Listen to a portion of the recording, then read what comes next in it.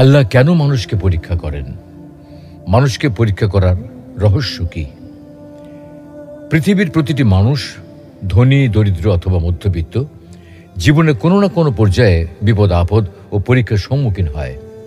ব্যক্তিগত জীবনে, পারিবারিক বিষয়ে, সামাজিক ক্ষেত্রে, অর্থনৈতিক কর্মকাণ্ডে অথবা রাজনৈতিক জীবনে প্রত্যেক ব্যক্তিকেই কোনো না কোনো পরীক্ষার সম্মুখীন হতে হয়।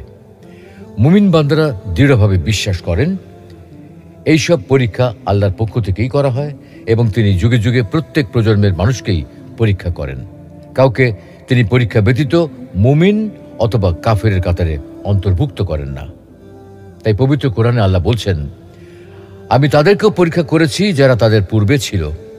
আল্লাহ অবশ্যই জেনে নেবেন যারা সত্যবাদী এবং নিশ্চয়ই জেনে নেবেন যারা মিথ্যাবাদী। প্রখ্যাত সাহাবী সাদ রাদিয়াল্লাহু তাআলা আনহু বলেন, আমি প্রশ্ন করলাম, হে আল্লাহর রাসূল, মানুষের মধ্যে কাদের বিপদের পরীক্ষা সবচেয়ে কঠিন হয়? তিনি বললেন, নবীদের বিপদের পরীক্ষা, তারপর যারা নেককার তাদের, এরপর যারা নেককার তাদের বিপদের পরীক্ষা। মানুষকে তার ধর্মানুরাগের অনুপাত অনুসারে পরীক্ষা করা হয়। তুলনামূলকভাবে যে লোক বেশি ধার্মিক তার পরীক্ষাও সেই অনুপাতে কঠিন হয়ে থাকে, আর যে ব্যক্তি দ্বীনের ক্ষেত্রে শিথিল হয়ে থাকে তাকে সেই মোতাবেক পরীক্ষা করা হয়। আপনার এমন কোনো গোপন আমল আছে কি যা শুধু আপনার ও আল্লাহর মধ্যেই সীমাবদ্ধ? দুনিয়ার জীবনে আমাদের প্রধান দায়িত্ব হলো নিজের আমলনামা সমৃদ্ধ করা। সমৃদ্ধ আমলনামার মাধ্যমে আল্লাহর নৈকট্য লাভ করা, আর আল্লাহর নৈকট্য লাভের বড় মাধ্যম হলো গোপন ইবাদত। যার আমলনামায় গোপন ইবাদতের পরিমাণ যত বেশি, আল্লাহর রেজামন্দি ও জান্নাত লাভে সে তত বেশি অগ্রগামী। সেজন্য আমাদের প্রত্যেকের জীবনে এমন কিছু গোপন আমল থাকা উচিত যে আমল শুধু আপনি আর আল্লাহর মধ্যেই সীমাবদ্ধ। পৃথিবীর কোনো মানুষ এ ব্যাপারে কিছুই জানবে না।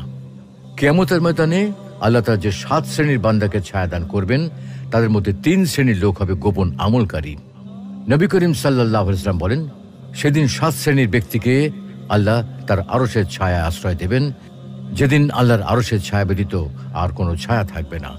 তার মধ্যে অন্যতম হলো সেই ব্যক্তি যে এতটাই গোপনে দান করে যে তার ডান হাত কি ব্যয় করে বাম হাতটা টের পায় না। অতঃপর সেই ব্যক্তি যে নির্জনে আল্লাহকে স্মরণ করে, ফলে তার 2 চোখ দিয়ে অশ্রু প্রবাহিত হয়।